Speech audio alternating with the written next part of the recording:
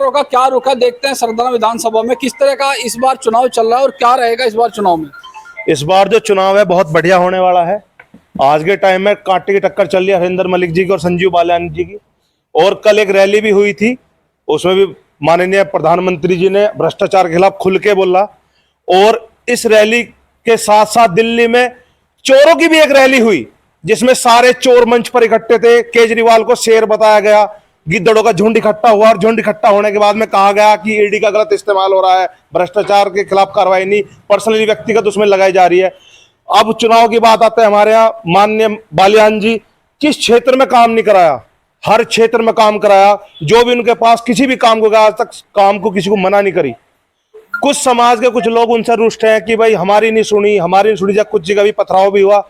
ये वे लोग हैं जो दूसरे के इशारों पे नाचते हैं। इन्हें विकास से कोई मतलब नहीं, इन्हें तो बस ये है चाटुकारिता करनी है। भाई बालियान ना जीत जा, बालियान की गलती तो बताओ। आधी रात सुख दुख में हर जगह खड़ा मिलता है, कुछ भी बात हो। क्षेत्र का विकास जितना इन 5 सालों में हुआ बताओ कहां हुआ है। गायों के लिए फार्म बना रहा है, रास्ते बनवा रहा है, तालाबों की सफाई करवा रहा है, कार्ड वगैरह जो चल रहे हैं, जितनी योजना केंद्र सरकार की है बालियान ने सारी लाके खींच के रखी है। लेकिन सरदाना विधानसभा के जो भाजपा के वोटर है वही कह रहे हैं कि यहाँ पर बालियान का कोई वोट भी नहीं है। ये सब अफवाह है। एक परिवार का मुखिया परिवार के सब सदस्यों को संतुष्ट नहीं कर सकता। एक दो तो हमेशा उल्टे चलते हैं। ये एक दो वे उल्टे हैं जो जिनको ये लग रहा है कि भाई हम विरोध करेंगे कहीं ना कहीं कुछ ना कुछ मिल जाए, और कुछ नहीं। किस चीज का विरोध है? ये जो बोलते हैं कि भाई बालियान ने क्या नहीं करा, एक काम तो बताओ कि बालियान ने उनके लिए ये नहीं करा। ऐसा मंत्री तो मिला ही नहीं आज तक हमें मुजफ्फरनगर में जैसा हमारा भाई बालियान मिला है। और सबसे बड़ी बात, हम तो बालियान जी को मजबूत करके माननीय प्रधानमंत्री नरेंद्र मोदी जी को मजबूत कर रहे हैं। हम तो प्रत्याशी के रूप में नरेंद्र मोदी जी को देख रहे हैं। आज से पहले चोरों के देश में आता केजरीवाल महाचोर, मुलायम सिंह जी का तो खैर चलो उनके बारे में कुछ नहीं कहते, लेकिन अखिलेश यादव माननीय जी बताओ कहां कौन सा अब से भाई में क्यों महोत्सव नहीं हो रहे, क्यों नहीं डंके बज रहे, क्यों नहीं नाच रहे? वहां सोनिया गांधी अब कहां है? घोटाले इनके खिलाफ चल रहे। रॉबर्ट वाड्रा क्यों अंडरग्राउंड हो रखा, क्यों ना बोल रहा? अरे बोल लो तो सही, जब जमीन तुमने इतनी खाली क्या करा इसने? कांग्रेस ने पीगी। बिहार तक के चोर इकट्ठे हो रहे, चोर इकट्ठे होकर मंच पर कह रहे ईडी का गलत इस्तेमाल। अरे अब तो जेल जाने से तुम्हारे कर्म और खुलेंगे। तुम डर इस बात से रहे हो कि अगर आने वाले इस बार माननीय प्रधानमंत्री अगर दोबारा प्रधानमंत्री बन गए तो तुम्हें सलाखों से कोई बचाने वाला नहीं है। लेकिन विपक्ष ने यह भी आरोप लगाया कि गलत तरीके से भाजपा ने कंपनी से चंदा लिया है। नहीं, ये सब अफवाह है। क्यों? आज से पहले कांग्रेस को फंडिंग नहीं होती थी। जो फंडिंग कर रहा है अपनी मर्जी से कर, जबरदस्ती को इससे पैसा ले सकता है। ये जब इन लोगों को पैसा आता था विदेश से, दंगों के लिए पैसा आता, जब कहां थे ये लोग? देश की क्या हालत कर दी थी इन्होंने। जहां देखो साला 2G घोटाला, ऐसा कोई घोटाला नहीं जो इन्होंने ना करा हो। वो तो इनका बस नहीं चला, बच्चे पैदा करने में भी घोटाला करवा देते। कोई घोटाला छोड़ा हो कांग्रेस ने तो बताओ मैं अपने टाइम में। और कहते हैं 60 साल का बुढ़ा होने जा रहा राहुल गांधी, अरे अपने आपको युवा बता रहा। अरे भाई रिटायर हो जाओ और किसी युवा तो मौका दे दे। एक चमचों की सरकार चल रही है। सोनिया गांधी जिसे ऐप है पता नहीं है, वो राम मंदिर के बारे में, अरे जो मंदिर के दर्शन करने भी नहीं गई वो राम मंदिर के खिलाफ मंच पे से बोल रही भगवान राम सबके। अरे जब राम तंबू में थे जब कहां थी? 370 हटाई, नरेंद्र मोदी ने हटाई। राम मंदिर बनवाया, बीजेपी की सरकार में बना। अरे सुकून से सब जी रहे हैं, बढ़िया कर खा रहे हैं। हमें तो कोई दिक्कत है नहीं सरकार में, ना लूटपाट ना कुछ। और बलात्कार या छेड़ा खाने वाला इलाज करा योगी फटाफट। और अभी तो मोदी है, जब आएगा योगी उसके बाद देखना जलवा क्या होगा हमारे देश का। ये तो देश तरक्की पे चल रहा है। क्या 2024 में 400 का पार जो नारा लगाया वो पार होगा? 400 का नारा 100% पार होगा। और हमारे भाई बालियान यहां से भारी मतों से जीत के जाएंगे। और ऐसा नेता ना मिला है ना मिलने का, हमारा भाई बालियान है। हम तन मन धन से उनके साथ है और हर तरीके से सपोर्ट में खड़े हैं। क्या रहेगा 2024 का? देखिए सर, शॉर्ट में कहूँगा इतना ठीक है, जैसा कि अब दिखाई दे रहा है, वीडियो भी दिखाई दे रही है कि बालियान जी का विरोध हो रहा है कहीं कहीं। और ठीक है, जो एक बार सत्ता में रह लेता है विरोध तो उसका थोड़ा सा नेचुरली हो ही जाता है। 400 का आंकड़ा पार हो या ना हो, लेकिन गवर्नमेंट जो है बीजेपी की फॉर्म होनी है, इतना तो मैं कह सकता हूँ।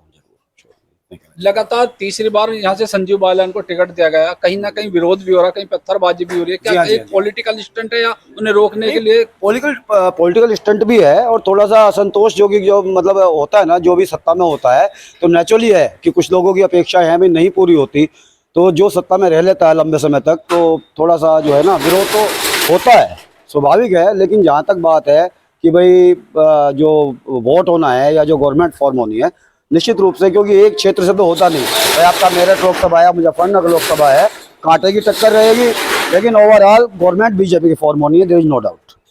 जिनको दिया गया, क्या लास्ट लोकदल साथ आने का उनको लाभ मिलेगा? निश्चित मैं कहूँगा जो है, मैं ये तो नहीं कह सकता कि 400 सीटें पार होंगी या नहीं होंगी, लेकिन मुझे अपनी लोकसभा सीट का भरपूर पूरा विश्वास है कि यहाँ से जो है हमारे मंत्री जी संजीव बालियान तीसरी बार 100% जो है जीत हासिल करेंगे और भारी मतों से जीत हासिल करेंगे। कोई टक्कर भी ना है, कोई बालियान जी की टक्कर का है ही ना, पड़ेगा कौन? अब ये गाड़ी में पत्थर बजवा के चोर कर दिया। अरे बुला के बताओ तो सही, कहाँ किस क्षेत्र में विकास नहीं हुआ? कहीं बात ही ना है। अब जब कुछ है ना अनु का भाई हमारे यहाँ काम नहीं, अरे सबके यहाँ काम हुआ, सबको योजना दी, जाके देखो बंदा आधी रात खड़ा मिलता है। अगर आधी रात में उसे फोन कर दिया बालियान जी को, तुरंत जवाब आता है हाँ क्या क्या सेवा करूं। ऐसा सेवक मिलेगा नहीं। देखिए क्षेत्र के हैं हमारे मंत्री जी जो है, उन्हें पकड़ना आसान है, अपनी समस्या उनके सामने रखना बहुत आसान है हमारे लिए जो है। ऐसे प्रत्याशी को वोट देके कोई लाभ भी नहीं है जो अगर दोनों क्षेत्र के हैं, दोनों कैंडिडेट मुजफ्फरनगर से आते हैं। बिल्कुल बिल्कुल दोनों क्षेत्र के ही हैं और दोनों जो है जाट बिरादरी से ही ताल्लुक रखते हैं जो है, बड़ी खापों से हैं, बालियान खाप से और मलिक खापों में से जो है। लेकिन सबसे बड़ी बात यह है कि बीजेपी कैंडिडेट हैं संजीव बालियान जी और क्षेत्र में विकास की लहर दौड़ रही है अच्छी खासी जो है। बीते जो है मैं कहूँगा 10-12 सालों से तो काफ़ी अच्छी स्पीड से अपना जो है क्षेत्र विकास की ओर बढ़ रहा है जो है, और आगे भी बढ़ता रहेगा जो है। अगर हम मान लो किसी नए कैंडिडेट को वोट दे भी देते हैं, मान लो उन्हें जिता भी देते हैं नए, तो ये जो विकास की जो दौड़ चल रही है ना, ये निश्चित ही जो है ना इस पे लगाम लगी है, ये रुक जाएगा जो है। विश्व में अब भारत का डंका बज रहा है, क्या लेकर के चलते हैं इस बार? सर देखिए, हमारी इकोनॉमी 3 ट्रिलियन की हो गई, होने वाली है 5 ट्रिलियन की तो हम हो चुके हैं, और ये मोदी जी ये कर भी देंगे, जो कहते हैं वो करते हैं। हमारे यहाँ पर ये इंडिया का सब ध्यानचंद मेजर ध्यानचंद स्टेडियम लेके रहा है, ठीक है। इन्होंने इस क्षेत्र के लिए, इसकी डेवलपमेंट के लिए बहुत कुछ करना चाहा, तभी इंटेंशन थी इनकी और ये आया है यहाँ पे, ठीक है। कल वो वहाँ आए, उन्होंने अपना रिपोर्ट कार्ड दिया, वो क्या करना चाहते हैं उन्होंने अपनी इंटेंशंस बताई, और जो इनके लेकिन उन्होंने अपना विकास कार्य ना बताकर लोगों से 10 साल का हिसाब मांगा और बोला है कि चोरों को जो लूटा है वो वापस कराएंगे। आम जनता से अपील की है तो कराना चाहिए और आम जनता को भी उनका सपोर्ट करना चाहिए। एक बात बताओ, आप चोरों के साथ हो या जो आदमी अपनी रोजी रोटी आराम से कमा रहा है उसके साथ हो? मैं इन भैया को भी जानता हूं। मुजफ्फरनगर लोकसभा की अगर बात करें, यूनिवर्सिटी भी आई है, मेट्रो भी आ रही है मोदीपुरम से, लेकिन मुजफ्फरनगर में ही क्यों मंत्री का विरोध हो रहा है? मौजूदा मंत्री का विकास कार्य के बावजूद जो विरोध हो रहा है, उस विरोध का क्या कारण मानते हैं जी? एक बार बताऊं, जो मंद बुद्धि होता है उसके हम कुछ नहीं कर सकते। जिसको विकास नहीं दिख रहा तो वो तो या तो मोबाइल पे रील्स बना रहा है या रील्स देख रहा है, उसका हम कुछ नहीं कर सकते। लेकिन 95% में आज मैं आपको बोल दूं, तो 5% में कुछ हटा रहा हूं, लेकिन 95% लोग बीजेपी के साथ हैं। और पब्लिक इतनी बेवकूफ़ नहीं है, आजकल इतना अवेयरनेस है, सबके पास मोबाइल फोन्स हैं, सबको पता है कहाँ क्या क्या हो रहा है। और आप जैसे मीडिया से हैं तो आपको एक चीज़ ये भी पता होगी, साइलेंट वोटर सारा बीजेपी के साथ है। मुस्लिम समाज से हमारे साथ यहाँ नसीम है जो खतौली से आते, क्या रहेगा इस बार लोकसभा चुनाव कर? मुस्लिम किस तरह से भाजपा को वोट कर रहा है? मुस्लिम समाज के पास कोई ऑप्शन ही नहीं बचा भाजपा के सिवा। सबको वोट देके देख ली, मुसलमान को कोई कुछ नहीं देता। तो इस बार आपकी बार सोच लिया कि बस भाजपा में घुस जाओ और भाजपा के बन जाओ।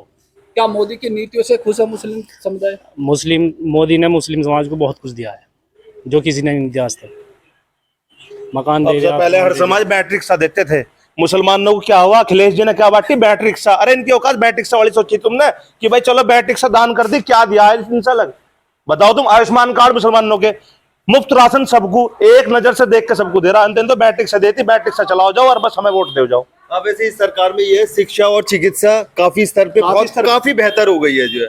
और एक आम आदमी को क्या चाहिए? शिक्षा और चिकित्सा ही चाहिए जी। अगर आदमी शिक्षित होगा तो देश अपने आप ही विकास की ओर बढ़ेगा जो है। चिकित्सा मिलती रहेगी तो उसे गलत काम करने की आवश्यकता ही नहीं है जो।